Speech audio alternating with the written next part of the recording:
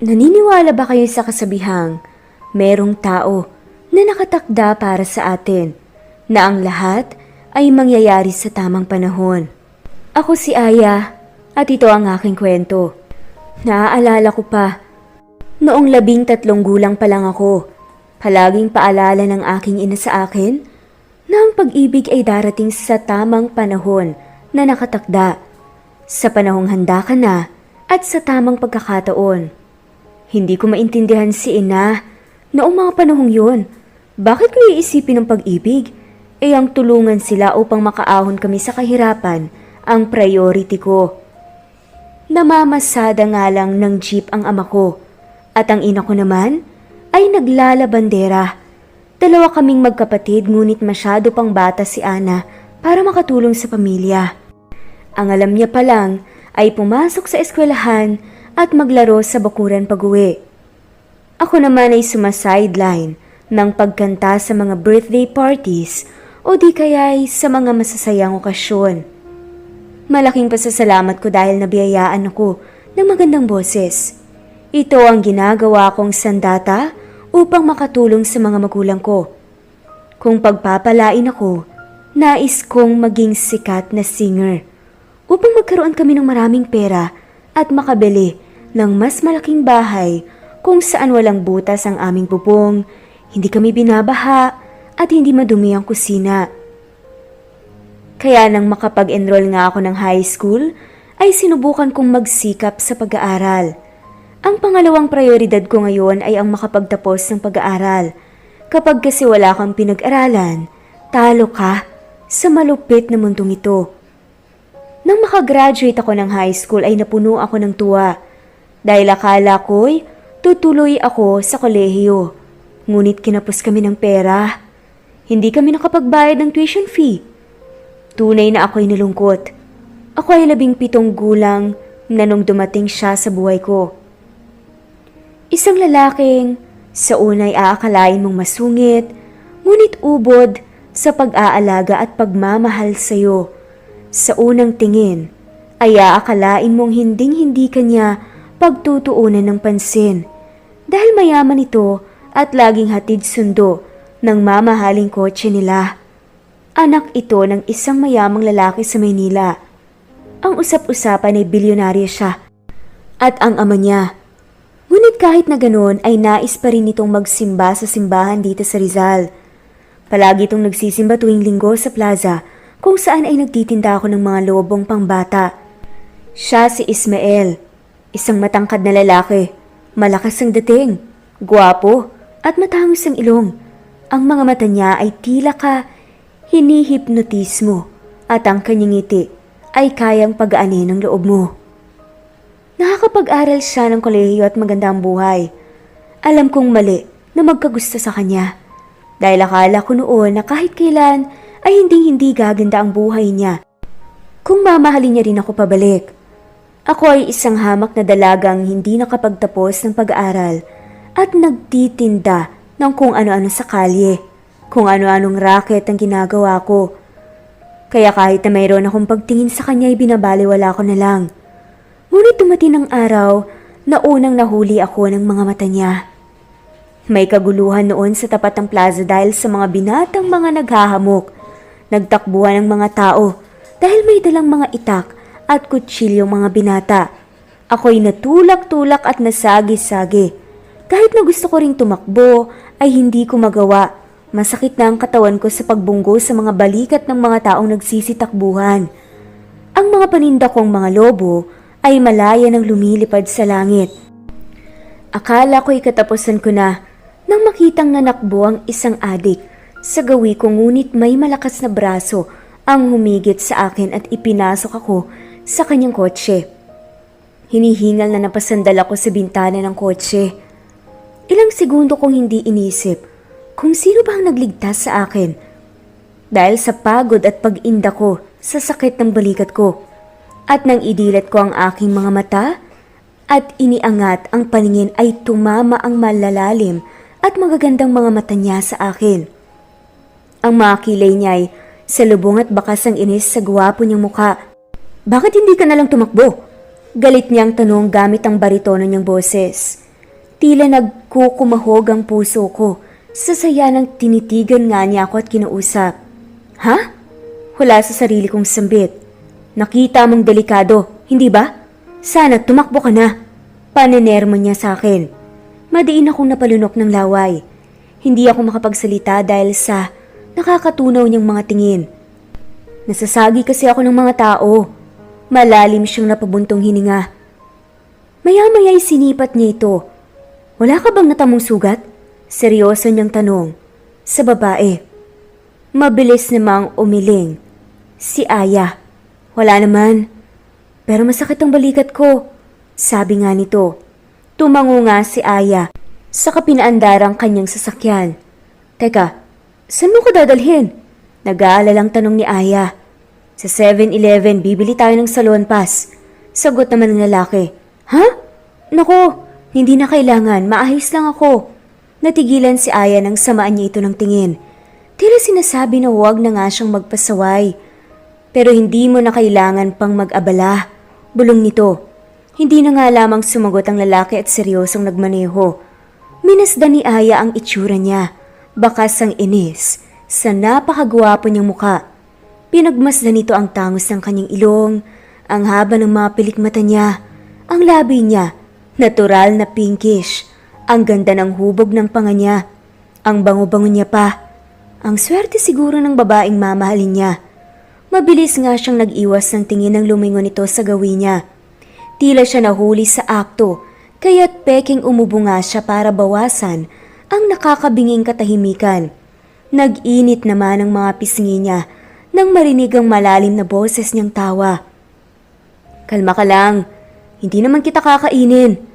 Bibili nga lang tayo ng salon pass. Sabi niya na may multong ngiti sa labi. Ang tono niya'y tila nangaasar pa nga. Kinalma nga naman ni Aya ang puso niyang napakabilis ng pagtibok.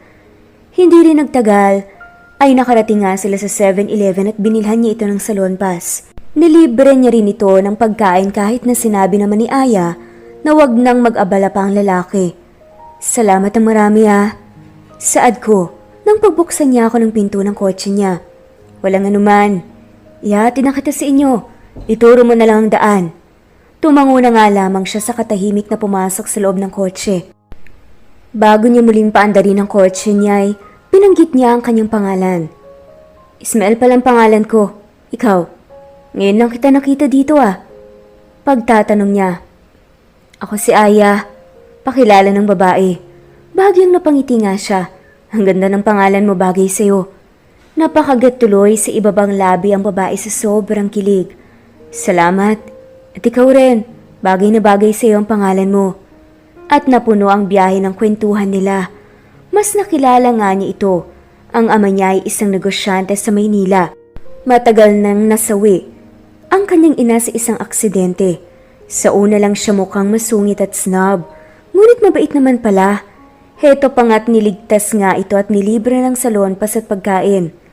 Diyan lang sa kanto ang bahay namin pero kahit dito mo na lang ako ibaba. Turo nga ni Aya sa gilid ng kalsada. Sigurado ka? Tanong niya sa kahininto ang sasakyan. Oo, baka kasi pagalitan ako ng nanay ko kapag nakita niyang may kasama akong lalaki. Akalain pang nobyo kita. Sagot nito. Lumabas siya mula sa kabilang pintuan saka umikot at pinagbuksan ito ng pinto. Bakit hindi natin totohanin?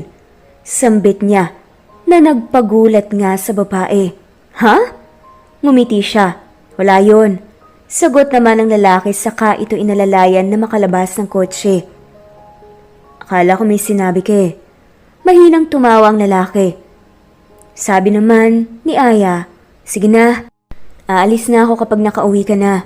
Baka may mang trip pa sa'yo dito Sabi niya saka nilibot ang tingin. Hindi siguro siya sanay sa squatter. Hindi. Kilala ko naman ang mga tao dito, mababait sila. Paliwanag ni Aya. Nakangiting tumayo si Ismael. Sige, alis na ako. Salamat ulit sa pagligtas sa akin. Sabi nga ng babae saka nagsimulang maglakad paalis. Ngunit nahinto nga siya nang tawagin nga muli ng lalaki ang pangalan niya. Aya! Sigaw niya. Muli niya itong nilingon. Kailan ulit kita makikita? Magtitinda ka ba ulit ng mga lobo sa tapat ng plaza sa linggo? Tanong nito. Bahagyang ngumiti ang babae. Ibig bang sabihin ay gusto niya itong makita ulit? Nilipad na ang mga paninda niya kanina, kaya baka sampagitan naman ang ititinda nito sa susunod na linggo. Sagot nga niya. Tumango siya. Sa susunod ulit, Aya. Nagpaalam pa ulit ako bago tuluyang umuwi. At nang gabing rin yun, ay hindi na nga nakatulog si Aya ng maayos dahil sa pag-iisip sa nangyari kanina. Hindi nga siya makapaniwala na totoong nagkaroon sila ng interaksyon ni Ismael na dati minamasid niya lamang mula sa malayo. Lumipas ang ilang araw at unti-unting nabuhay ang saya niya nang papalapit ng linggo.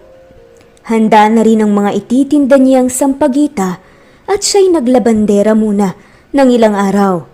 Ang kinita niyang 300 pesos sa 3 batch ng mga nilabhan ay binigay nga niya sa kanyang ina dahil matumal ang pasahero ng kanyang ama ngayon at wala silang pambili ng ulam at bigas. Nagdadalaga na rin ang kapatid niyang si Ana, ngunit tila wala itong amor na tumulong sa kanilang mga magulang. Ang nais lang nito ay mabilhan ng mga damit at sapatos. Imbes tuloy na may makakatulong nga sana si Aya sa pagtitinda ng mga lobo at sampagita, ay wala pa. Balak niya ring magbukas ng tindahan ng fishball at kikiam sa tabi ng kalsada para pangdagdag sa perang pampalit ng bubong nila. Hindi na kasi kinakayang magawa ng paraan ng mga tulo tuwing utag-ulan. Ang problema lang ay wala nga siyang pangpuhunan. Kahit 500 pesos nga lang muna para makabili ng stock, saka kapag lumagoy bibili rin siya ng pugo para sa pangkwek-kwek. Kahit sa maliliit lang na paraan ay kumikita ng pera. Lumipas pa ang ilang mga araw at dumating na nga ang araw ng linggo. Ilang minutong nagsimula na ang misa nang makita nga nitong sasakyan ni Ismael na pumarada. Kumalabog ang puso niya nang muli siyang masilayan matapos ang isang linggo. Makikita mo na kahit higit na mas nakakaangat siya kaysa sa ibang tao, ay hindi nga matapobre si Ismael. Nagsisimba pa rin kasama ang ibang mga tao at tumutulong sa mga nangangailangan.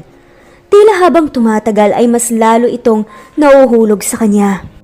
Nang matapos ng misa ay isa-isa nang naglabasan ang mga tao sa simbahan at agad naman siyang nag-alok ng sampagita.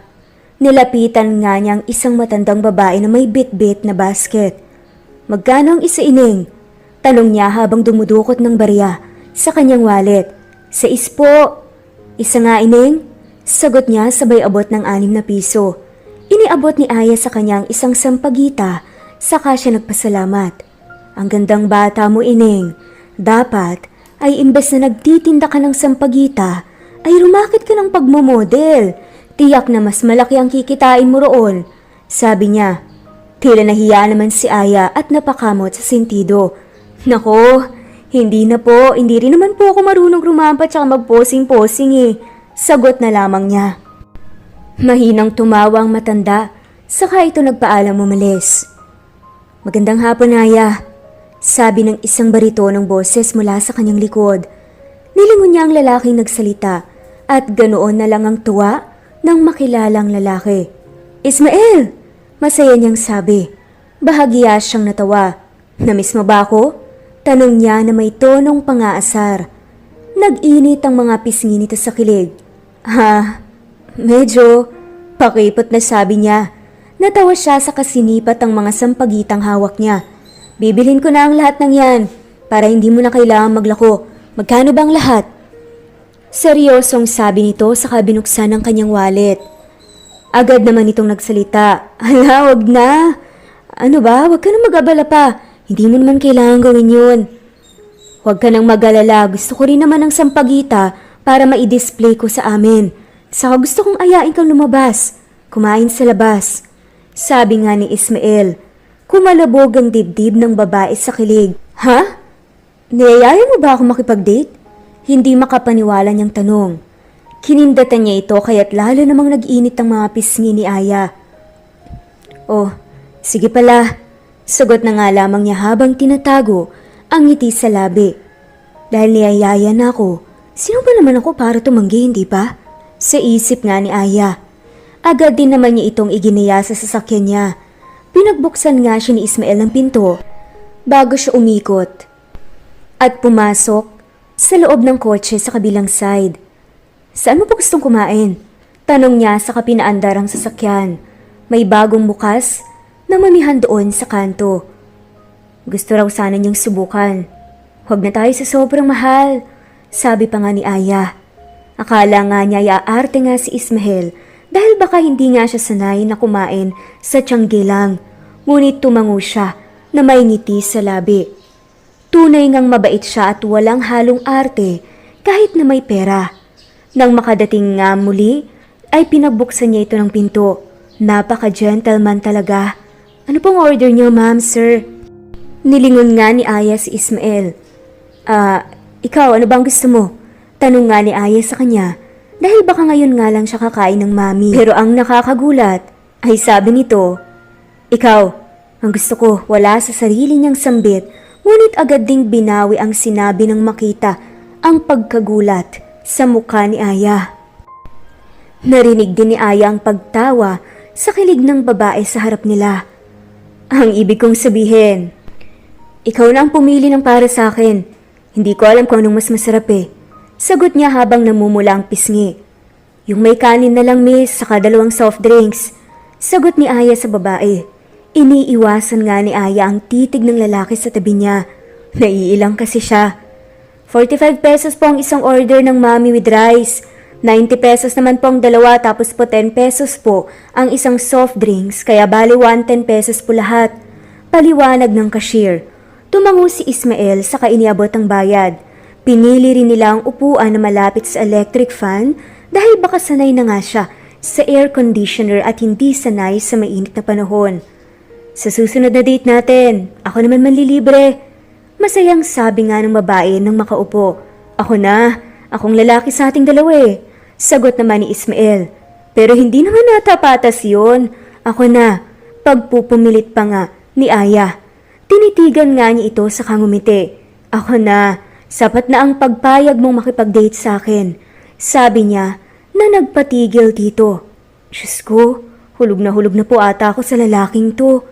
Napuno ng kwentuhan ng buong date nila sa mamihan. Ikinuwento niya ang pangarap niyang makapagpatayo ng sarili niyang kumpanya na hindi umaasa sa pera ng kanyang ama. Sinabi niya rin dito ang mga hilig niyang gawin, mga paborito niyang pagkain at iba kaya't mas lalo pa nga nilang nakilalang isa't isa. Nang matapos rin ang araw na yon ay muli nga siyang hinatid ng lalaki sa tapat ng kanto at nasundan pa ng nasundan ang mga pagkikita nilang dalawa. Hindi rin nagtagal ay nagsimula nga siyang manligaw. Kay Aya, minsan ay dinadala nga niya ito sa Maynila ng isang araw na hindi alam ng magulang ni Aya. Ipapasyal niya ito sa mga malalaking mall o kaya sa mga park. Isang pasyal nila ay dinala nga niya si Aya sa amusement park. Sinakyan nila ang iba't ibang masasayang rides doon at walang makakapantay sa sayang nararamdaman ni Aya noong araw na yon. Dahil sa araw ding yon ay sinagot na nga niya ito. Wala ngang pagsidlan ang saya na naramdaman nun ni Ismael. Sabi pa nga sa kanya ni Aya habang malapit nga sila sa carousel na talaga namang napakaganda ng ilaw at napaka-romantic. Pinapatigil na kitang manligaw. Sabay nilingon nga niya si Ismael. Nakita nga niyang kumunot ang noon ng lalaki at tila nalungkot pa nga. At nag-aalalang sabi nito, Ha? Anong ibig mong sabihin? Hindi mo ba ako gusto? Malungkot pang ang tanong nito. Lihim na napangiti ang babae. Gusto na kitang patigilin sa panliligaw dahil nakita ko kung gaano ka sincere. Tsaka nakita ko na deserve mo ang oo ko. Sabi nga ng babae na siya namang halos ikatalon ni Ismael at napapalakpak pa nga ito at hindi na nga napigilan ng sarili at mahigpit na nayakap si Aya. Ganun din naman ang ginawa ni Aya. At sa unang pagkakataon, naibigay nga nilang matamis na halik sa isa't isa. Araw-araw pinadadalan nga siya ni Ismael ng rosas at tsokolate sa bagong pinagtatrabahuan ni Aya. Nag-apply nga ito sa malapit na karinderya. Madalas din ay binibisita niya ito doon at doon sila kumakain. May mga panahon na ilang araw nga silang hindi nagkikita dahil kailangan bumalik ni Ismael sa Maynila para asikasuhin ang mahalagang papeles para sa kumpanya ng kanyang ama na pansamantala dahil may pinuntahan na business trip ang ama niya. Isang gabi binisita nga niya ito sa kanila. Pista sa kabilang barangay kaya'y pumunta ang mga magulang nito doon kasama ang kapatid niyang si Ana para mamasyal. Magpapalipas rin sila ng gabi sa bahay ng kaibigan ng kanyang ama. Hindi na ito sumama dahil walang magbabantay ng bahay nila. Agad nga siyang pinagbuksan ng pinto nang kumatok siya. Isang mahigpit na yakap ang isinalubong ni Aya dito. "Namiss kita, mahal ko," bulungan niya kay Ismael. Tila siya nga ay nasa langit sa sobrang saya. Hinagkat nga niya ang pisngi nito nang humiwalay sa pagkakayakap dito. Nakita niya ang pagsilay ng matamis na ngiti sa labi niya. "Mahal din kita," nakangiti niyang sagot. Muli nga siyang niyakap nito. "Naganda ako ng kaldereta para sa'yo. Tara at kumain tayo?" Sabi nga nito saka siya iginaya sa kanilang kusina. Nilibot nga niya ang tingin sa loob ng tahanan nila. Nakaramdam naman si Aya ng kaunting hiya. Malamang ay hindi siya sanay sa ganitong maliit at masikip na bahay. Mansyon nga siguro ang tirahan ni Ismael sa Manila. "Kapag nagpakasal tayo, lilipat ang mga magulang mo sa mas malaking bahay. Magpapatayo ako ng bahay para sa kanila. At ikaw, dadalhin kita sa Maynila. Pero syempre, madalas pa rin tayong bibisita sa pamilya mo." Sambit ni Ismael habang pinaghahandaan nga siya ng pagkain. Natigilan nga si Aya, hindi makapaniwala sa narinig. Nang titigan nga niya ito ay hindi nagbago ang seryosong mukha niya. "May balak kang pakasalan ako?" tanong niya.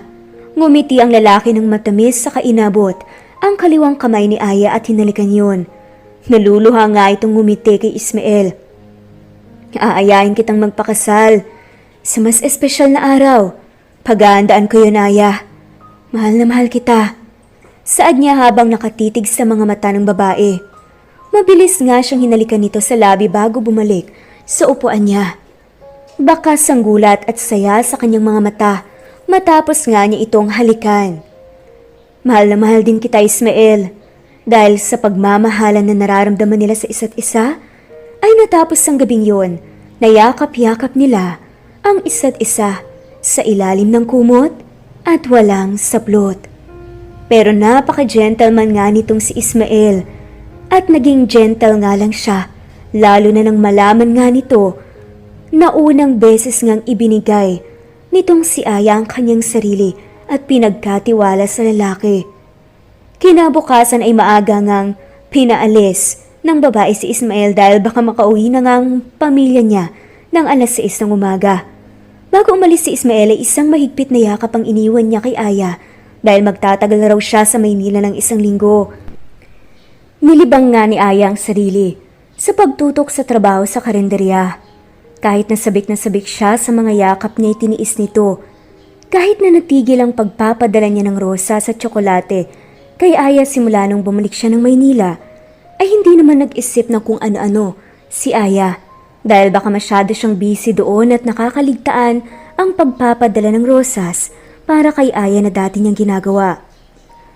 3 araw nang walang paramdamang nobyo mo, ate, ah. Tanong naman sa kanya ni Mirna, katrabaho niya sa karinderya. Ito ang nagtatanggap ng bayad ng mga customers at nagsusukli sa mga ito. May importante lang siguro siyang inaasikaso sa Manila, Mirna. Paliwanag nga nito habang nagpupunas ng lamesa. Sumandal siya sa dingding habang nagkakurus ang 2 braso. "Naku, trabaho ba yan? Baka ibang inaasikaso niyan sa Maynila, ha? Marami na akong nakitang ganyan. Trabaho at importante daw tapos malalaman mo na ibang babae palang inaasikaso." Paismid na litanya ng katrabaho saka naglakad paalis. Kaya imbes na wala nga ang pagtududa ay napuno nga siya ng masamang mga isipin. At nang dumating ang Lunes, ay nadatnan nga niya si Ismael na nakaupo sa isang lamesa sa kanilang karinderya. Nang makita niya ito ay nabuhayan siya agad at sumilay ang ngiti sa labi. Sinugod nga siya ni Ismael ng yakap saka hinagka ng ulo niya. "I miss you," bulong nga niya dito. Nahagip ng mata ng babae ang pag-iling-iling ni Myrna na nakita pala ang nangyari. Ano nga palang ginawa mo sa Maynila? Anong mga papeles ang inasikaso mo? Walang galang tanong ni Aya, saka humiwalay sa yakap. Ayaw namang magduda ni Aya ngunit hindi nga nito tinigilan ng mga sinabi ni Myrna kahapon. Nagtaka naman ang itsura ni Ismael. Mga papeles at dapat asikasuhin sa kumpanya ni Dadaya. Alam mo naman na yun, hindi ba? Paliwanag ni Ismael. Oo nga pala, halika na, kumain na tayo. Yaya nga nito sa kanya. Bibili ako ng lupa sa Maynila at doon ako magpapatayo ng bahay, Aya. Para may malilipatan na tayo pagkatapos nating magpakasal. Nagsimulang magkwento si Ismael habang pinaghahandaan nito ng pagkain. Tila nabura ang lahat ng pag-aalinlangan ni Aya nang marinig nga niya ang sinabi niya. Wala naman nang dapat pagdudahan pa. Alam niyang mahal siya ni Ismael at may balak siya para sa kanilang dalawa. Natapos ang araw na yon na binantayan niya ang pagtatrabaho nito. Ang sabi niya'y nakakaaliw raw si Aya na panoorin. Nang matapos ang shift nito ay pinasakay nga niya ito ng sasakyan at inayang mag-date. Saan mo gustong pumunta? Sandali namang nagalinlangan si Aya. Matagal na nga niyang gustong sabihin sa kanya na gusto nga niyang sana maipakilala nga siya sa kanyang ama dahil hindi rin magtatagal ay ipakikilala na rin niya ang lalaki sa kanyang inatama. Pumunta tayo sa inyo, Ismael. Gusto ko sanang makilala yung ama mo eh. Napanood nga niya kung paano parang nawala ng kulay ang mukha ng lalaki. Hindi muna sa ngayon, Aya. May problema kasi sa amin eh at hindi muna kita pwedeng ipakilala sa kanya. Mahina ang boses niyang paliwanag. Tila nawalan ng saya at gana si Aya. Ganun ba? Pero hindi na nga lamang niya pinahalata. I'm sorry. Masuyong sabi nga ni Ismael. Ayos lang, Ismael. Sigurado naman akong ipapakilala mo rin ako sa kanya kapag handa ka na. Kahit na mabigat ang loob ay pumasyal pa nga rin sila. Bawi niya raw iyon dahil matagal nga silang hindi nagkita. Dinala niya ito sa isang mamahaling kainan at doon nagsimulang magkwento sa mga nangyari sa kanya sa nagdaan na linggo.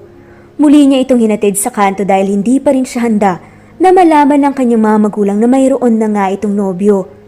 Magsimba tayo sa linggo, Aya, sabi nga ng lalaki bago umalis. Nakangiti namang tumango si Aya. Sige, gusto ko yan. Lumipas ang ilang mga araw na palagi silang magkasama ni Ismael. Tuluyan nang nabura ang mga pagdududa nito sa kanya at mas lalo lamang siyang nahulog ng lubusan. Nitong mga nakaraang araw rin ay napapansin niya ang pagbabago sa pakiramdam nito. Madalas, nababilis na ang nakakaramdam ng pagod at tila palaging may gustong kainin na hindi pangkaraniwan ng babae. O di kaya ibiglaan lang. Naroon rin ang pagiging antukin ni Aya at pagsusuka sa umaga. Nang ipalam nga niya yon kay Myrna upang sana'y manghingi ng kasagutan ay nagulat siya. Naku ate, hindi kaya buntis ka? Turan nga ng katrabaho. Binalot ng kaba si Aya. Mag-pregnancy test ka kaya ate? Suwestiyon niya. Kaya't bumili nga ng 2 PT gamit ang pera mula sa sweldo niya. Ilang ulit na nagdasal si Aya bago tinignan ang resulta at ganoon na lamang ang kaba niya nang makita ang 2 guhit. Bakit nangyayari to? Hindi pa ako pwedeng mabuntis. Wala pa akong sapat na ipon eh. At hindi pa kami kasal ni Ismael. Buong gabi ay umiyak siya at napagdesisyonan na huwag munang sabihin kay Ismael na siya ay nagdadalang tao. Sumapit ang linggo at nag-aabang na nga siya sa tapat ng plaza para sana sabay silang pumasok ni Ismael sa loob ng simbahan. Ngunit nagsimula ng misa at wala pa siya. Unti-unti na nga rin niyang iniisip na baka hindi matutuloy ang simbang na pag-usapan nila. Kaya't nang lumipas ang 20 minuto, ay napagdesisyonan ni Aya na magsimba na lang mag-isa. Ngunit bago pa nga ito makapasok, ay may sasakyang huminto sa kanilang harapan at lumabas ang isang lalaking hindi niya kilala. Ikaw ba si Aya? Magalang nitong tanong kay Aya. Opo. Ano pong kailangan niya sa akin? Pinapasabi lang po ni Sir Ismael na umuwi na kayo dahil hindi siya tutuloy sa simbang na pag-usapan niyang dalawa. May mahalaga siyang kailangan puntahan sa Maynila. Yan lang, maraming salamat Miss Saya. Pinagmasdan ni Aya ang pagalis ng sasakyan. Kahit na malungkot, ay nawala ng gana at tumuloy pa rin ito sa pagsimba. Ipinagdasal niya ang kanilang magiging anak nilang dalawa ni Ismael, ang pamilya niya, at ang relasyon nila ni Ismael. Nang gabi sa parehas na araw na yun, ay humabol si Ismael at binisita nga ito sa kanila. Pakiramdam ni Aya ay hindi pa nga siya handa na ipaalam sa kanyang ama at ina ang tungkol sa kanilang dalawa ni Ismael at sa batang dinadala niya sa kanyang sinapupunan, kaya't pinaliwanag nga niya kay Ismael na hindi na muna siya ipapakilala sa pamilya nito. Pasensya ka na Ismael, pangako na ipakikilala rin kita sa pamilya ko sa oras na handa na ako. Malungkot na sabi ni Aya habang naglalakad sila sa tabing dagat. Dinala nga siya ng lalaki sa Batangas upang ipasyal muli. Ang pagdadala niya dito sa magandang lugar ay ang pangbawi niya minsan sa hindi nga niya pagsipot sa usapan nilang pagkikita. Binalot nga ng mainit niyang kamay ang kamay ng babae saka siya tumitig sa kanyang mga mata. Ayos lang Aya, naiintindihan ko. Ngumiti si Aya ng matamis sa kanya. Saglit ngang natigilan si Aya nang maalala ang pagdadalang tao. Hindi kaya ito na ang tamang panahon upang sabihin kay Ismael ang tungkol sa magiging anak nila? Tungkol sa sinabi mo sa akin nung nakaraang araw, Aya. Tungkol sa nais mong makilala ang ama ko. Napatitig ito sa kanya. Nakaramdam tuloy ng kakaibang kaba si Aya. Kung papayag ka, ipakikilala na kita sa kanya bukas rin. Sasabihin natin sa kanya na may balak na tayong magpakasal. Hindi ka nakapagkolehiyo, hindi ba? Pagkatapos ng kasal natin, pag-aaralin kita. Hahayaan kitang tuparin mo kung ano man ang pangarap mo sa buhay na kasama ako. Ang puso naman ni Aya ay sobrang nilamon ng saya at pagmamahal. Ano ba ang kagitingan na nagawa niya at bakit siya pinagpala ng ganito sa lalaki? Maraming salamat Ismael. Buong puso niyang sabi, saka siya siniil ng halik sa ilalim ng maliwanag na buwan. Napapaligiran ng mga ilaw mula sa mga bituin. Natapos ang gabing yon na siya'y higit pa sa masaya. Hindi niya pa rin nasabi sa kanya ang tungkol sa pagbubuntis nito, ngunit dahil sa narinig niya mula sa kanya'y panatag nga siyang tatanggapin niya ito at ang magiging anak nila. Kinabukasan ay tila mahihimatay nga ang babae sa kaba. Nag-aabang na ang sasakyan ni Ismael sa kanya sa tapat ng kanto na palagi niyang pinagbababaan dito. Ang paliwanag nga ni Aya sa kanyang mga magulang ay may kaibigan nga lang siya sa Maynila na nais siyang makita muli. Ang dinahilan nga lang niya ay ililibre niya ito ng pamasahe at ng pansamantalang matutuluyan. Matamis ang ngiti ni Ismael nang lumabas siya mula sa kanyang sasakyan. Muli pinagbuksan niya ito ng pinto ng kotse, saka siya umikot at sumakay. Bago niya paandarin ang sasakyan ay hinuli nga niya ang kamay ni Aya sa katumitig ng mariin dito. Magiging maayos ang lahat, hindi ba? Kinakabahan na tanong ni Aya sa kanya. Hindi siya sumagot at bagkus, mas hinigpita ng pagkakahawak sa kamay nito. Habang nasa biyahe ay hindi nga niya mapigilan na hindi kabahan. Paano kung hindi siya magustuhan ng ama niya? Paano kung hindi magiging maayos ang lahat di gaya ng iniisip nila? Buong biyahe rin ay napuno ng kwentuhan nila ni Ismael. Huminto sila sa isang kainan bago muling bumalik sa biyahe. Plano rin na sa Maynila na nga ipagtatapat ng babae kay Ismael ang pagbubuntis niya. Hindi rin kasi pwedeng patagalin pa at hindi rin magtatagal ay lalaki rin ang tiyan niya. Nais mo ba munang pumasyal bago tayo pumunta sa amin? Salita ni Ismael. Napatingin nga si Aya sa kanya sa katinignan ng kalsada sa labas. Sige, pasyal muna tayo. Para din maikalma ko naman ang kaba ko. Sabi nga nito. Tumango siya sa kanagmaneho papunta sa mall. Sa iilang beses na ipinasyal niya ito sa Maynila, nang patago ay madalas na nga rin na sa mall lang sila nagpupunta. Hindi rin ito nagpapabili ng mga gamit kundi pagkain lamang na hindi niya natitikman. Sa 5 oras ay naglibang silang dalawa ni Ismael sa mall. Pumunta sila sa iba't ibang stalls sa mall hanggang sa pareho nga silang mapagod. Tara na Aya, oras na para pumunta tayo sa mansyon. Tumango nga si Aya kay Ismael saka sumakay sa loob ng sasakyan. Ang kabang kaninang naramdaman niya ay muling nanumbalik. Hanggang sa nasa tapat na nga sila ng napakalaking gate nila ay abot tahip ang kaba niya. Ang ganda at ang laki ng tahanan ni Ismael dito sa Maynila.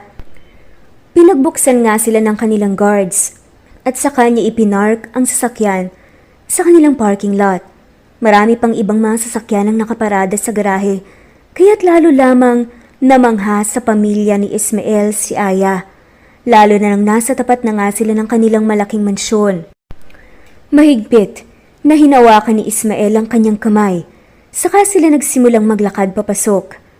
Sinalubong nga sila ng napakaluwang na tanggapan. Sa gitna ay isang mataas at malaking spiral stair. Ang mansyon ay 4 na palapag ang taas at napakaganda talaga sa loob. Wow! Bulong nga ni Aya.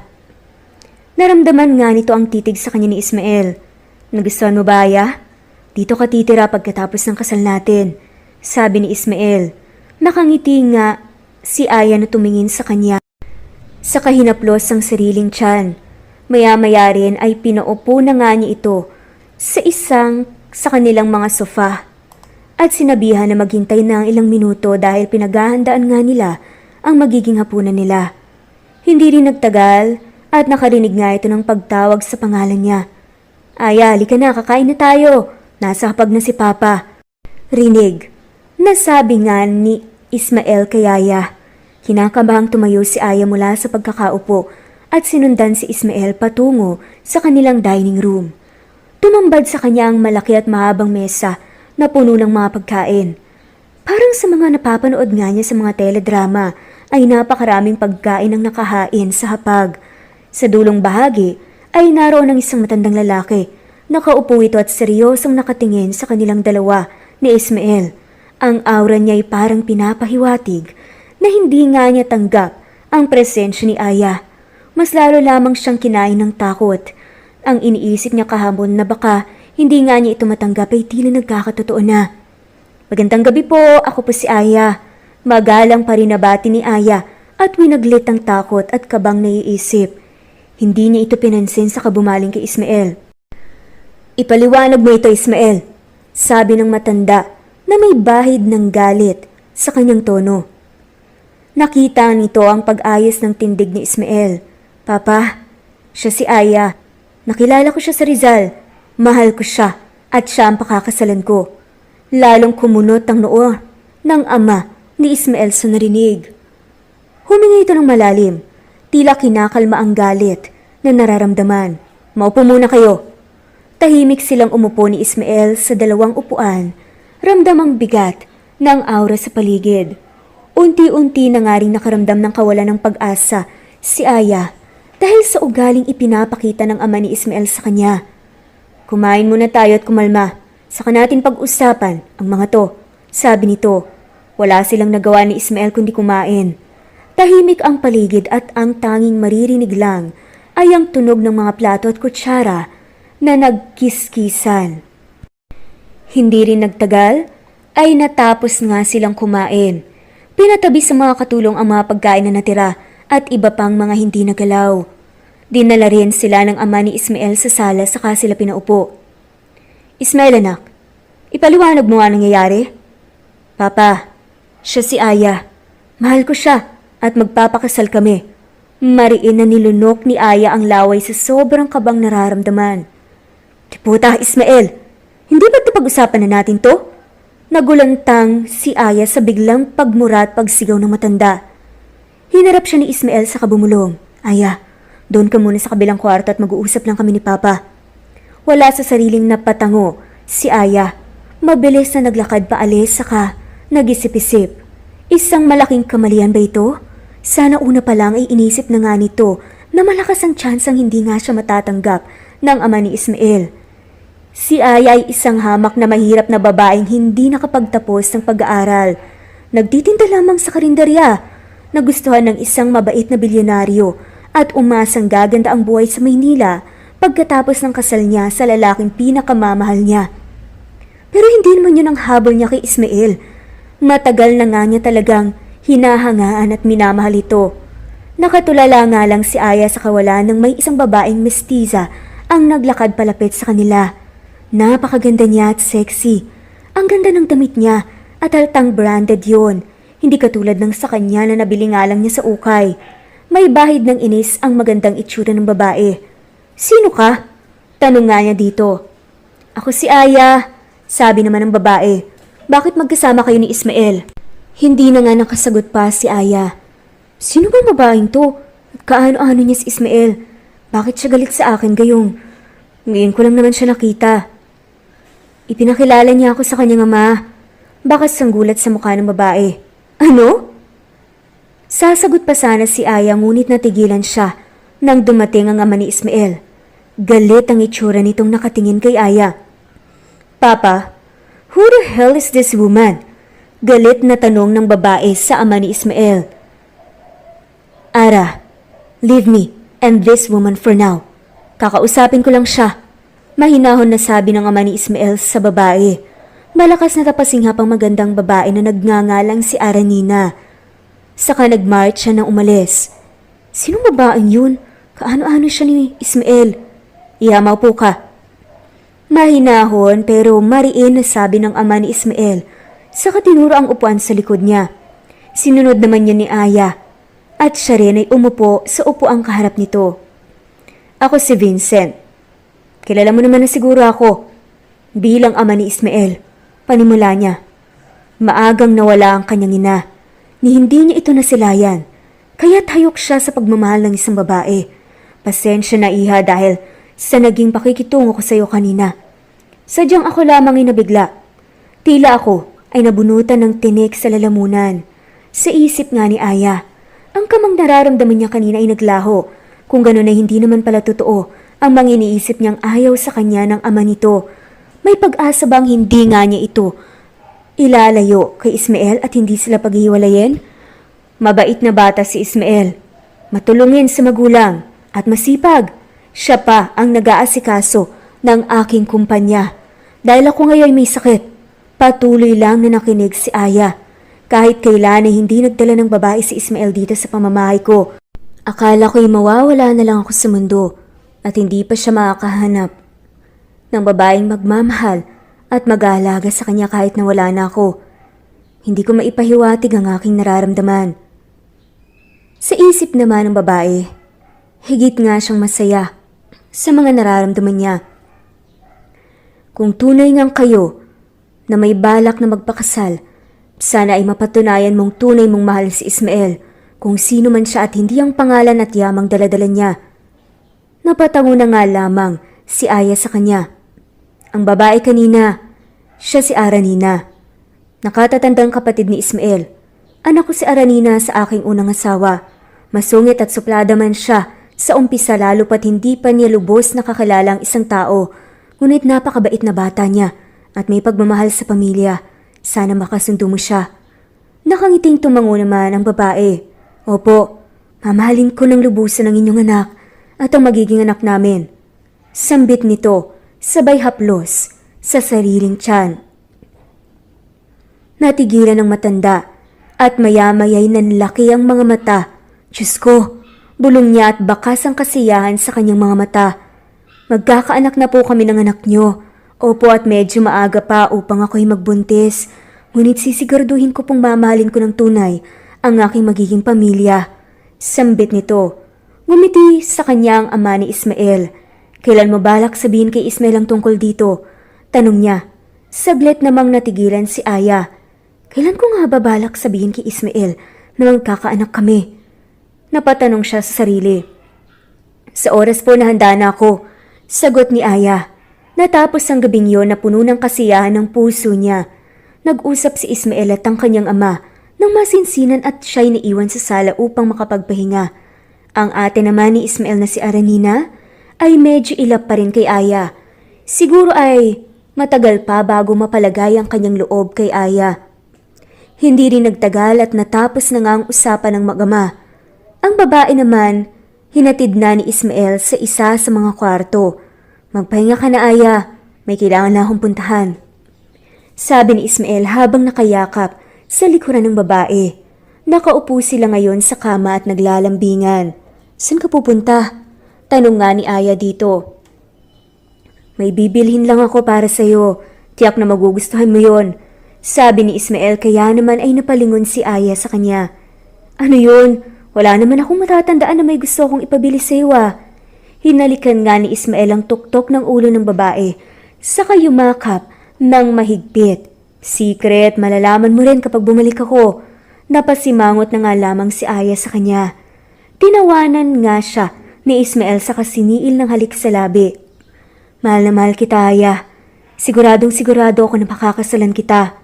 Mahal na mahal din kita, Ismael. Salamat sa lahat at salamat sa pagmamahal mo sa akin. Saglit ngang natigilan si Aya.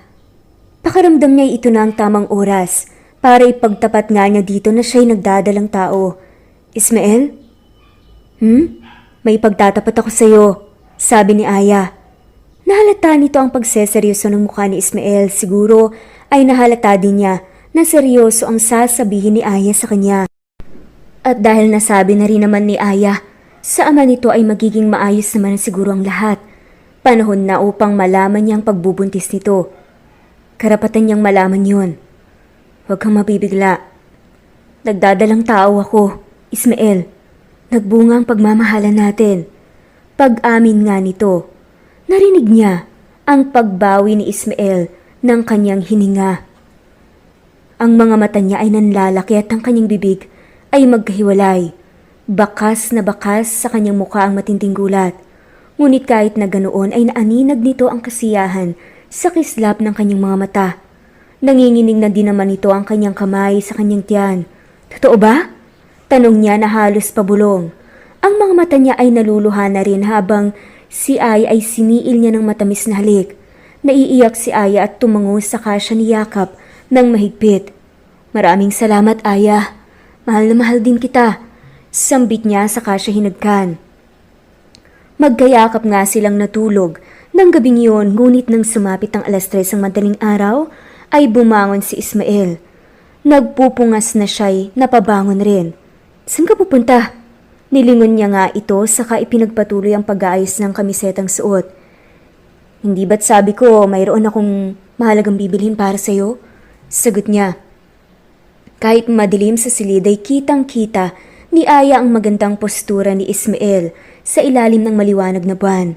Ano ba kasi yun? Tanong ni Aya. Hindi niya ito sinagot at bagkus ay nilapitan siya at hinalikan sa pisngi. Malalaman mo rin pagbalik ko. Tiyak akong magugustuhan mo yon. Wala na nga siyang nagawa kundi ang panoorin na sumakay si Ismael sa kanyang sasakyan at panoorin ang pagalis niya. Hindi nga siya nagdududa ng kahit na ano pero may kakaibang pinapahiwatig ang hangin sa kanya. Kaya't lalo siyang nagdarasal bago siya muling natulog. Kinabukasan, nagising nga siya na nakahiga sa kama. Kung ganoon ay wala pa si Ismael. Bulong nga niya sa sarili habang inaayos ang pinagtulugan. Lumabas siya ng kwarto at bumaba na nga sa hagdan. Nakakapagtaka ring tila tahimik at malungkot ang paligid. Nadatnan nga niya ang isang katulong na si Edna. Mas bata lamang, ng 1 taon, aligaga siya sa pagpupunas ng mesa. Anong meron? Tanong nito sa kanya. Bakas ang lungkot sa mga mata ni Edna. Mas mabuti ho siguro na si Mr. Vince na po ang magpaliwanag ng nangyari. Ang masasabi ko lang ho ay magpakatatag po kayo. Tatagan niyo po ang damdamin niyo. Hindi po maganda ang sinapit ni Sir Ismael kagabi. Tila nalaglag ang puso ni Aya sa takot at kaba dahil sa narinig. Agad niyang pinuntahan ng ama ni Ismael na saktong nakasalubong niya. Galing siya sa kanyang sasakyan at tila kauuwi lang. Iha, si Ismael. Malungkot at naiiyak na sabi ng ama nito. Ano pang nangyari? Naaksidente siya kagabi. Bumangga sa poste ang sasakyan ni Ismael at ngayon ay nasa ospital siya. Paliwanag ng ama ni Ismael na nagpalaglag ng puso ni Aya. Gusto ko po siyang puntahan. Hindi naman siya pinigilan ng ama ni Ismael at hinatid pa nga siya ng ospital. Habang nasa biyahe sila ay dasal nito na sana okay lang ang lalaki. Hindi naman daw masyadong napuruan si Ismael ngunit bilang ama ay labis ang pag-aalala ko. Si Ismael na lang ang natitirang alaala ko sa kanyang ina. Sabi ng ama ni Ismael habang sila ay nasa biyahe. Halos tinakbo nga niya ang daan papunta sa silid ni Ismael. Nang makapasok ay agad nga niyang niyakap ang natutulog na si Ismael. May mga nakakabit na kung anong aparato sa kanyang katawan at marami siyang natamong sugat. Mahimbing siya natutulog. Diyos ko, kayo ho ba ang misis ng pasyente? Tanong sa kanya nang kakapasok lang ng nurse. Nilingon niya ito. Magiging maayos po bang kalagayan ni Ismael? Tipid na ngumiti ang nurse. Sa ngayon ay maayos naman po ang kalagayan niya. May mga sugat lang po siya, ngunit hindi naman po delikado. Makasisiguro lamang po tayo na walang ibang problema sa oras na magising siya. Paliwanag ng nurse. Nagpasalamat naman si Aya sa nurse sa katinutukan ng pansin ng natutulog na si Ismael. Narinig rin niya ang pagsara ng pinto. Hudyat na lumabas na ng silid ang nurse upang bigyan sila ng privacy. Hinaplos nito ang pisngi ni Ismael habang naluluhang nakatitig sa kanya. Sana maging maayos ang kalagayan mo, mahal ko. Di na marin nito ang sugat niyang may bandage na. Dapat pala hindi na kita hinayaang umalis kagabi. Kung ano man ang ibibigay mo sa akin, tiyak naman akong makapaghihintay yon. Kahit na nakapikit ang mga mata, hinihiling nito na naririnig siya ni Ismael. Mas mahalaga ang kaligtasan mo. Mahal ka namin ng magiging anak natin, kaya gumising ka na. Muli niyang niyakap ito. Paggising mo, ipakikilala na kita sa pamilya ko. Ipapaalam ko rin ang plano nating magpakasal at ang magiging pamilya natin. Binantayan nga niya ito buong araw. Pinisita rin siya ng kanyang ama, ngunit umalis din ito dahil kailangan na nitong magpahinga. Maya-maya ay dumating ang kanyang ate. Mabigat ang presensya niya nang pumasok siya sa loob at hindi niya ito tinapunan ng tingin. Pakiramdam ni Aya ay hindi pa rin palagay ang loob nito sa kanya. Lumapit ito kay Ismael na natutulog pa rin bago niya ito tinignan. Sa totoo lang, hindi pa ako palagi sa'yo. Panimula ng ate niya. Si Aya naman ay nanatiling nakatitig lang sa kanya. Kagabi ka lang dinala ni Ismael sa mansyon at kagabi lang din, kitang nakita. Wala akong ideya sa pinagmulan mo, sa pamilya mo, kung anong klaseng tao ka at kung nararapat bang mahalin ka ng kapatid ko. Litanya pa niya. Kaya hindi ko matanggap na magkakaanak na kayo agad at kailangan magpakasal. Hindi pa nga kita nakikilala ng lubos. Dagdag niya, abot tahip na ang kanyang kaba. Alam na ba ng pamilya mo na nandito ka sa Maynila at tila namamanhikan na? Alam na ba nilang buntis ka na at naghihintay na lang ng kasal? Mas matanda ako sa inyong dalawa kaya alam kong masyado pa kayong bata para sa pamilya. Ilang buwan pa lang ba kayong magkakilala? Ilang taon ka ba? Ang bilis ng mga pangyayari. Hindi na nga nakasagot pa si Aya. Lalo pa at alam niya na purong katotohanan naman ang lumalabas sa bibig ng ate nito. Mahal mo ba talaga ang kapatid ko o pera lang namin ang mahal mo? Nakagat nito ang ibabang labi niya sa kahinarap siya. Hindi niya tatanggapin na kinwe-question ng isang tao ang pagmamahal niya at nararamdaman para kay Ismael. Tunay kong mahal si Ismael. Maski ako ay nabigla sa bilis ng mga pangyayari. Hindi ako handa, pero sigurado kong mahal ko ang kapatid mo. Sagot nito, natahimik lang. Si Ara. Kahit naman tumutol ako, wala naman akong magagawa. Heto nga't magkakapamangkin na ako sa'yo. Sana lang ay hindi lumating ang panahon na parehas niyong pagsisihan ng mga desisyong gagawin niyo. Dahil marami pang pwedeng mangyari sa buhay niyong dalawa. Hindi dapat minamadali ang kasal at pag-aanak. Pero buhay dahil nasa tamang edad na kayo. Oh, let me correct myself. Ang kapatid ko lang ang nasa tamang edad. Ikaw, bata ka pa. Kung tunay nga mahal niyong isa't isa, sino ba naman ako para haglangan yon? Pahabol na nga lamang nito. Tumagos sa puso ni Aya ang bawat salita na sinasambit ni Aranina. Tunay na may malasakit ito sa kapatid. Maraming mga pagsubok pa ang darating sa inyong dalawa. Kung totoo ang pagmamahal na nararamdaman niyo para sa isa't isa, tiyak ako makakaya niyo iyong malampasan. Sana lang ay huwag maapektuhan ng mga magiging desisyon niyo ang anak niyo. Yun lang at umalis na nga siya. Naiwan naman si Aya na nakatulala at dinadamdam ang mga sinabi niya. Kahit na mukha siyang suplada, ay malalaman mong isa lang siyang taong may pagmamahal sa mga taong malapit sa kanyang puso. Isang malalim na hininga ang pinakawalan nito bago muling umupo sa upuan na katabi ng higaan ni Ismael. Mariin niyang tinitigan si Ismael. Maya-maya ay nanlaki ang mga mata ni Aya nang makita ang paggalaw ng daliri niya. Agad siyang nagtawag ng nurse. Mabilis namang nagsidatingan ng nurse, pati na rin ng doktor. Siya ay naupo lang sa gilid. Pinanood kung paano nila asikasuhin si Ismael at check-upin. Napuno ng saya ang puso ng babae nang makita ang pagdilat ng kanyang mga mata. Agad siyang lumapit sa kanya at naluluhang hinaplos ang kanyang pisngi. Nanatili siyang nakatingin dito. Nagugulan siya nang tila nagtataka ang itsura niya habang sinusuri ang mukha nito. Ismael? Hinawakan niya ang kamay nito at nilagay sa pisngi niya. Sino ka? Isang tanong na ikinagulat ng babae. Agad na nagsalita ang isa sa mga nurse. Ma'am, maaari hong pansamantalang hindi makaalala si Mister dahil sa shock na nakuha ng kanyang ulo sa pagbangga. Huwag po kayong magalala at babalik rin po ang alaala sa mabilis sa panahon. Natigilan lang si Aya sa katinitigan si Ismael. Ang kailangan po niya ay matinding pag-unawa at pag-aalaga. Iparamdam niyo po sa pasyente ang pagmamahal upang mabilis nga rin siyang makaalala. Dagdag ng nurse bago sila isa-isang lumabas ng silid. Pero naiwan naman ng doktor. Kinuwento nga nito ang tila himalang nangyari kay Ismael.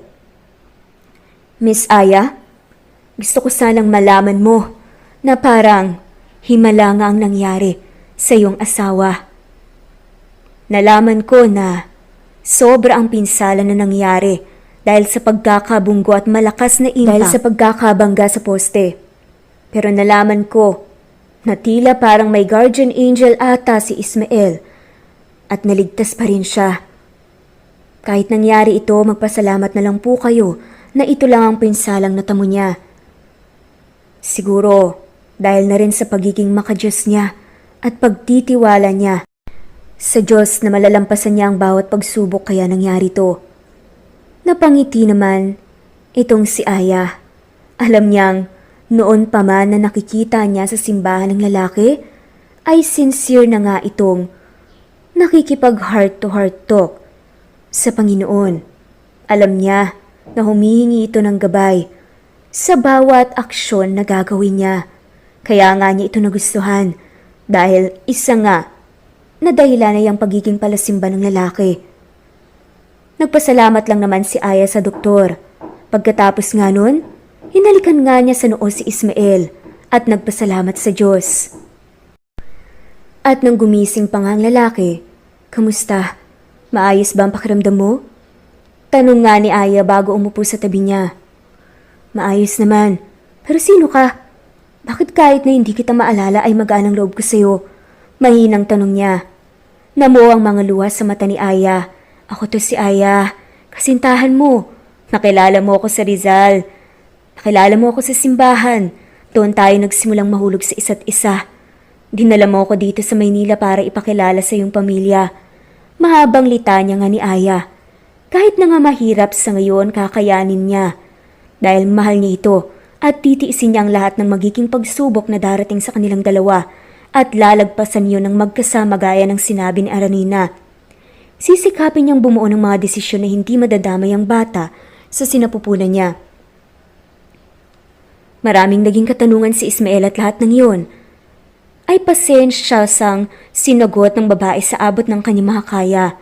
Natapos ang gabing iyon na hindi nga niya ito maalala ngunit naroon pa rin ang tamis ng salita ng lalaki sa kanya at ang kilos ng pagmamahal nito dito dahil sabi nga nila, makalimot man ang utak pero hindi ang puso.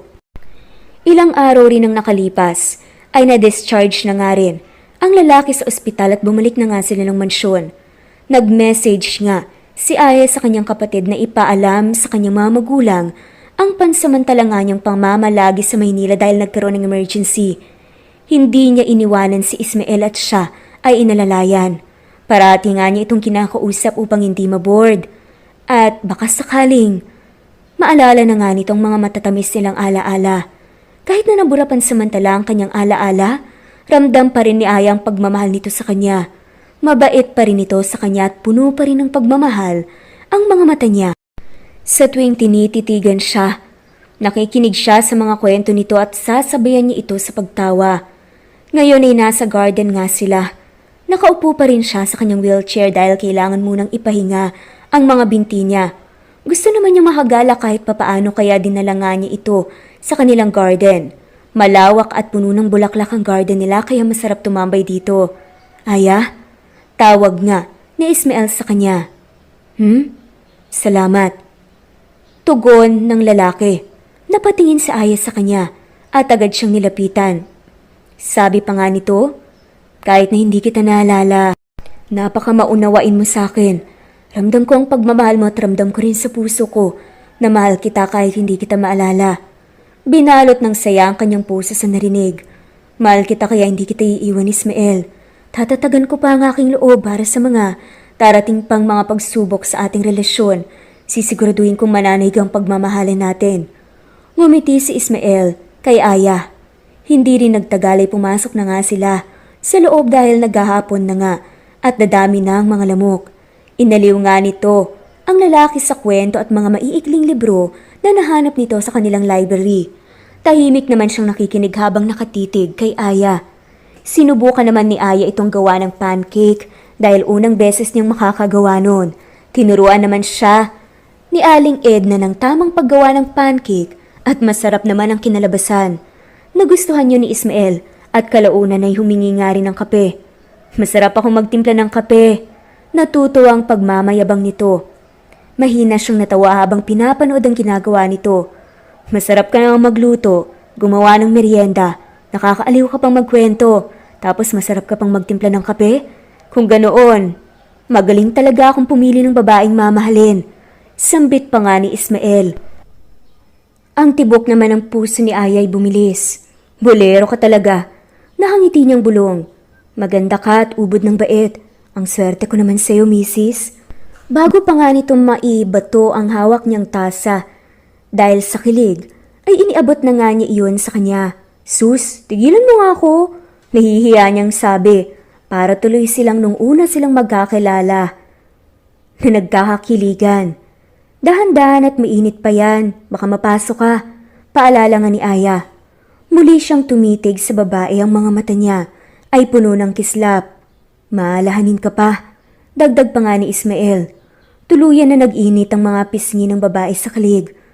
Mahal na mahal ko ang Aya ko at ang magiging anak namin. Sambit nga niya. At nagpatigil nga sa kanya. Nanlaki ang mga mata ni Ayang tumingin dito at heto siya't matamis ang ngiti sa labi. Nakakaalala ka na? Hindi makapaniwalang tanong ni Aya. Hinaplos ni Ismael ang pisngi niyang nabalot na ng mga luha. Patawarin mo ko, Aya. Paano ko nagawang kalimutan ka ng ilang araw? Hindi nga napigilan ni Aya ang sarili at mahigpit itong niyakap at humagulgol sa kanyang balikat. Rinig nito ang pagtawa niya sa kanya hinaplos ang ulo nito. Tahan na mahal, hindi pa naman ako patay kaya wag mo naman akong iyakan. Lumayo nga si Aya sa pagkakayakap sa kanya at mahinang kinurot ang lalaki. Huwag mo na akong pag-aalalahanin muli ng ganun ha. Saan ka ba kasi nagpunta at kailangan madaling araw mong bilhin ng kung anumang bagay na yon? Umiiyak nga nitong sabi sa kanya. Pinunasan nga nito ang mga luha sa kanyang pisngi. Binili ko lang naman ang singsing mo. Balak ko sanang mag-propose sa'yo ng gabing yan eh. Kaya lang masyadong madilim at daan at inantok ako kaya nadisgrasya. Pasensya na. Paliwanag ng lalaki. Hindi nito alam kung iiyak ba siya o labis na matutuwa sa narinig.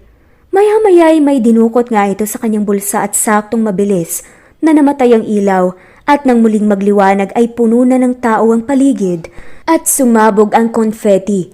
Kasabay ng pagluhod ni Ismael sa harap ni Aya. Hindi na nga napigilan ni Aya at napatakip siya ng bibig.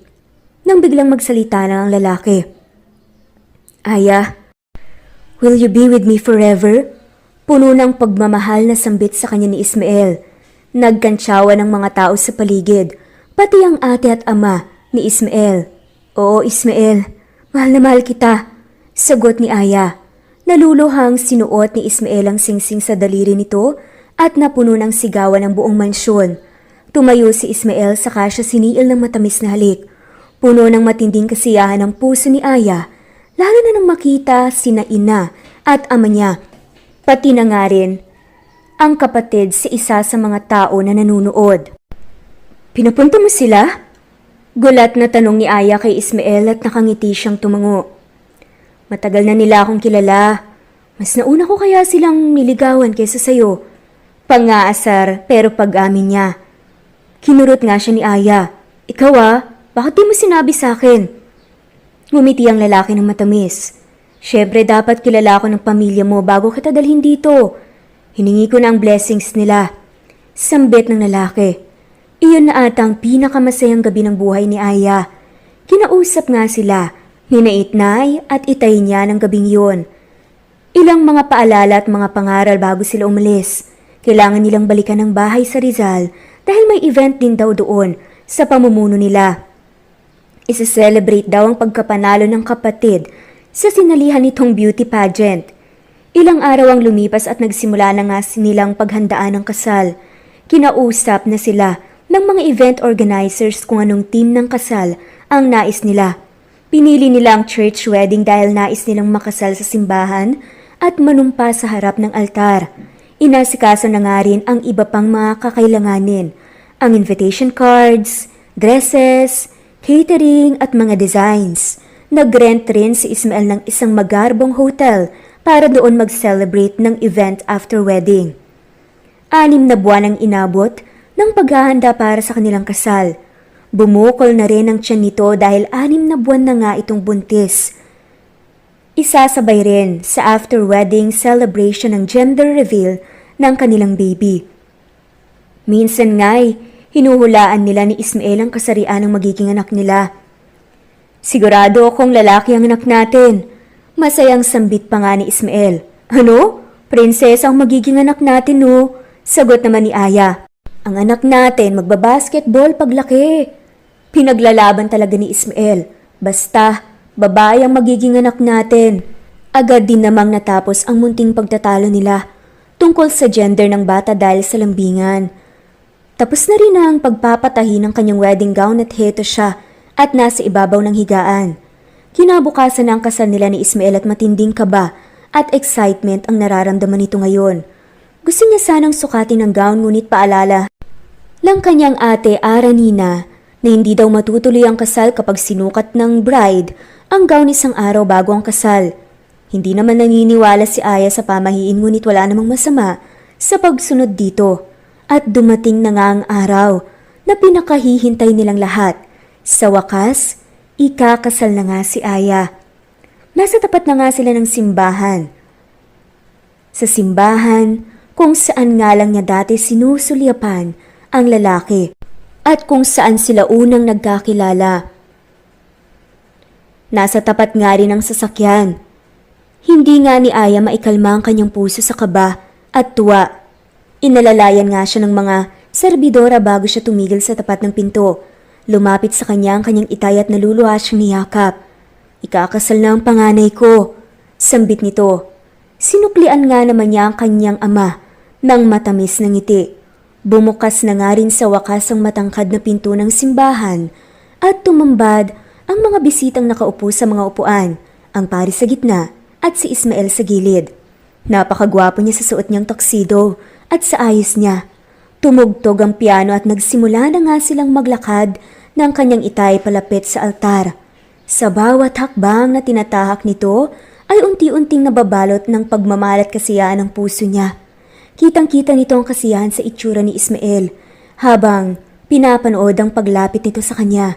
At nang sa wakas ay nasa harap na nga niya ito ay kinuha niya ang braso ng babae mula sa kanyang itay. Alagaan mo ang panganay ko, iho. Paalala nga ng itay nito bago siya naglakad paalis at iniwan sila ni Ismael sa harap ng altar, sa harap ng pari. Ang ganda naman ng magiging asawa ko. Bulong pa nga sa kanya ni Ismael.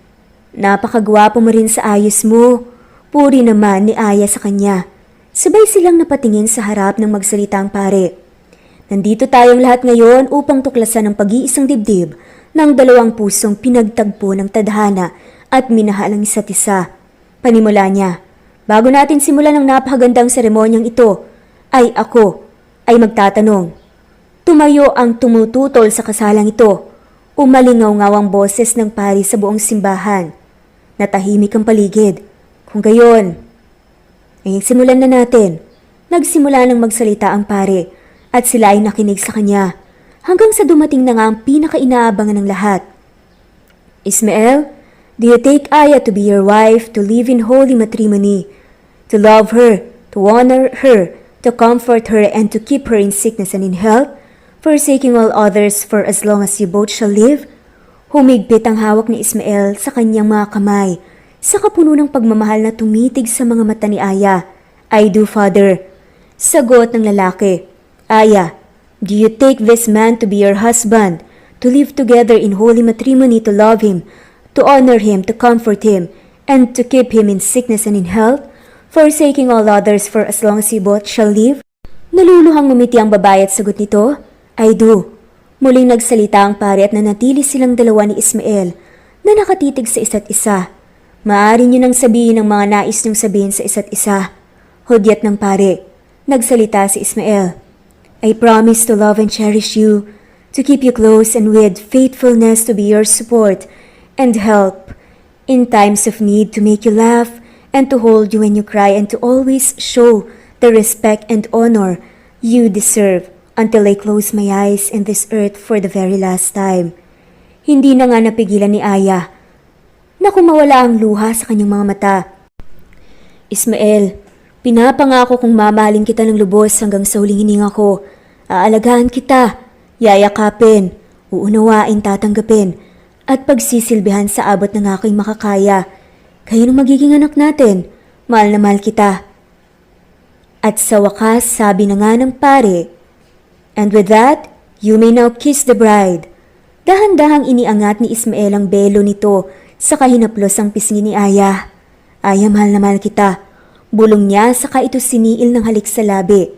Narinig naman ang masigabong palakpakan at mga hiyawan. Simula ngayong araw na to ay kasal na nga si Aya. Sa lalaking dati, pinapangarap lang niya. Pagkatapos ng kasal ay diretso na nga sila sa hotel na nirentahan ni Ismael. Nag-celebrate ng kasal at ang pinakahihintay niya, ang gender reveal ng baby niya. Ang sabi ay pupunta nga sila sa rooftop ng hotel at mag-aabang ng fireworks. Kapag asul ang kulay ng mga paputok, lalaki ang anak nila. At kung pula naman, babae. Hawak siya ni Ismael sa kanyang mga bisig habang inaabangan nila ang fireworks. Kung ano pa ang magiging kasarian ng baby, tatanggapin ko yon. At mamahalin ko kayo ng labis-labis. Paalala ni Ismael habang pinapanood nila kung paano sindihan ng mga fireworks. Hindi rin nagtagal ay umilaw ang madilim na kalangitan. Sa kulay asul, malakas na hiyawan ang namayani sa paligid at kinulong nga ni Ismael ang isa't isa sa mahigpit na yakap. Hindi kailanman masusukat kung gaano kasaya si Aya. Hindi man siya pinanganak na mayaman, hindi man siya nakapagtapos ng pag-aaral at pawang tintera lang ang sampagitan noon. Sa tapat ng simbahan, siya naman ay biniyayaan ng isang lalaking magmamahal sa kanya ng labis. Pamilyang nakasuporta sa kanya, mga bagong kaibigan na masasandalan, at panibagong kinabukasan kasama ang asawa at magiging anak nila. Ilang buwan ang lumipas at siya ay nanganak na nga. Isang malusog na sanggol na lalaki ang anak nila. Nasa tabi nga niya ngayon si Ismael nang una nga niyang mahawakan ang anak niya. Napakagwapong bata. Mana naman pala sa daddy eh. Pangaasar pa nga. Ni Aya kay Ismael na ngayon ay naluluhan na. Baby girl naman ang susunod. Hirit naman ni Ismael. Kaya bahagyang ang kinurot ni Aya ang lalaki na ikinatawa niya. Kaifer, yun ang magiging pangalan niya. Sambit ni Aya. Hinagka ni Ismael ang noon nito. Bagay na bagay. Lalaking lalaki. Hi baby Kaifer. Reaksyon ni Ismael sa kakinarga ang anak nila. Sinubaybayan nila kung paano unang nagdilat ang mga mata ni Kaifer. Una nilang narinig ang sweet niyang tawa. Ang unang salita niya kung paano siya unang gumapang at ang unang paghakbang niya. Hindi rin kalaunan ay nakapagtapos na nga rin ng pag-aaral ang kapatid ni Aya. Nakapagpundar ng bahay ang mga magulang nito dahil hinandugan sila ni Ismael ng trabaho at negosyo. Ang ate naman ni Ismael na si Aranina ay nakapag-asawa ng hapon sa Japan. Ilang taon matapos ngang manganak ni Aya, pinag-aral nga siya ni Ismael gaya ng pangako nito.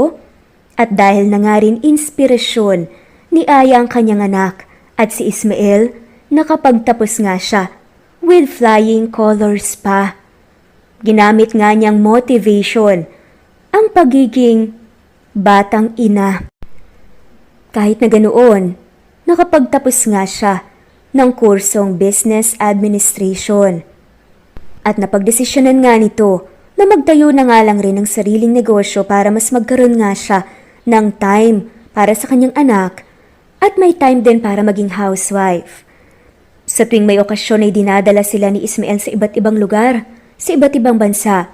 Mayroon ring mga pagkakataon na may hindi sila pinagkakaintindihan ni Ismael, ngunit parte yun ng buhay mag-asawa at hindi naman siya nagsasawang mahalin ito hanggang sa huli. 9 years later, Ma, ang sabi ni teacher gagawa daw kami ng picture book na naglalaman ng family tree natin. Narinig nito ang boses ni Kiefer mula sa kusina. Nagbe-bake ngayon ang babae ng cookies dahil mamaya rin ay darating ang mga kaibigan ni Era. Si Era ang bunso niyang anak, maganda at mahiyaing bata. Si Kiefer naman ay lumaking napakagwapo at palakaibigan. Mukha nga atang sasakit ang ulo ni Aya kapag nagbinata ng panganay niya dahil sa mga babaeng paiiyakin niya. Ngayon pa nga lang na wala siyang 10, ay marami na siyang natatanggap na love letters. Paano pa kaya kapag lumaki pa siya? Meron na ngang pagkakataon na may mga nag-aaway pa na mga batang babae. Dahil nga sa kanya. Ilang beses pa ngang sumakit ang ulo ni Aya dahil pati yata kay Ira na bunso niya ay magkakaroon rin ng maraming manliligaw sa hinaharap. Paano ay noong isang araw ay may nagsuntukan daw na 2 batang lalaki at si Irang dahilan. Hindi man naman maipagkakaila na sadyang magaganda at pogi ang mga anak nila ni Ismael, pero medyo masyado pa silang bata para sa mga ganun. Ngunit mabuti ngayon ay puro paglalaro pa lang inaatupag ni Kiefer at wala pa sa isip niya ang mga crush-crush na yan. Sa tuwing magkukwento nga, si Aya kay Ismael tungkol dito ay tumatawa lang siya at sinasabing mana raw sa kagwapuhan niya ang kanyang anak. Mamayang 7:00, makakauwi ang lalaki dahil siya na ang CEO ng kumpanya. Ilang taon na rin nang magretiro ang kanyang papa, ang ama ni Ismael. Ngayon ay ilang taon na silang nakatira sa mansyon at pinatayo ni Ismael ilang buwan matapos ang panganganak nito kay Kiefer. Pinunasan ng babae ang mga kamay sa kasinalubong ng yakap si Kiefer na galing sa school. Ang bango-bango naman ng baby boy ko kahit galing sa school. Paglalambing nito habang mahigpit na niyakap si Kiefer. Mama, napipipi po ako. Angal niya, kinurot na nga lamang ni Aya ang pisingin nito. Anong balita sa school ngayon? Tanong nga ni Aya habang inaayos ang mga binake niyang cookies. Binaba niya ang bag niya sa mesa saka nagsimulang magkwento. Palaging ang inaabangan ni Aya ang mga kwento ni Kiefer pagtapos ng eskwela dahil nalilibang siya sa mga kaklase niyang hangang-hanga sa mga kakayahan ng kanyang anak. Magaling kasi itong mag-basketball gaya nga ng sinabi ni Ismael noon. Marunong rin itong kumanta at maganda ang boses. Magaling pang gumuhit. Yun lang naman po ang mga nangyari, Ma. Kinis nga niya ang anak sa cheeks. Tawagin mo na ang kapatid mo at tapos na tong binibake kong cookies. Dadating na kasi ang mga friends niya. Okay po, sagot ni Kiefer. Bago siya umalis ay muli siyang nagsalita. Help me with my project po paalala ng anak ni Aya bago ito nanakbo paakyat. Okay, and maybe we could ask your papa for help too, sagot ni Aya. Speaking of Ismael, heto at nagriring ang cellphone niya. Hello mahal? Ang sweet naman ng boses ng misis ko kahit sa telepono. Pangbobola pa nga ni Ismael mula sa kabilang linya. Sus, huwag kang ang mambola no. Bakit ka napatawag? Narinig nito ang pagtawa niya. Gusto ko lang ipaalala na mahal kita. Aya, sabi nga nito. Napangiti na nga lamang ng matamis si Aya at nagpasalamat sa Diyos sa mga blessings na binibigay sa kanya. At nagpromise nga ito na balang araw maibabalik nga rin niya ang blessings sa mga kapwa-taong nangangailangan gaya nga niya dati nung nagtitinda pa lamang siya ng sampagita. At nangako nga rin siya sa Diyos na kahit nangaabot kamay na nga niya ang kanyang mga pinapangarap, hindi pa rin siya makakalimot na bumisita sa simbahan at magpasalamat dito. Dito rin kasi binigay ang isa sa mga pinakamalaking blessing niya sa buhay. At yun ay si Ismael. At dito na nga nagtatapos ang kwentong pagmamahalan nila Ismael at Aya. Maraming salamat po sa lahat ng mga walang sawang sumusubaybay at shoutout po sa mga sumusunod. Jane Rosario, Ostonalito, Presbyteros Rose, Cecilia Naval, Teresa Villaperez, Roslyn Aguilar, Jessie, Adelaida de la Peña, Eliza Eusebio, Benz, Lilila Perea, Nora Diamante, Riza Enduria, Rolando Banano, Miss B, Jane Rosario, Agustina Cabatana, Jocelyn Tansing, Jasmine Baya, Heidi Sera, Carmen Guansing, Feli Vergara, Jocelyn Solitario, Teresita de los Santos, Dalia Nelson, Rosana Salvador, Maria Girly Gakutan, Rudy Nolasco, Amy Lumen, Joselito Cosico, at shoutout na rin po sa lahat ng mga walang sawang sumusubaybay. Maraming salamat po. At muli, ito ang Jules Stories PH. Thanks for listening and God bless everyone.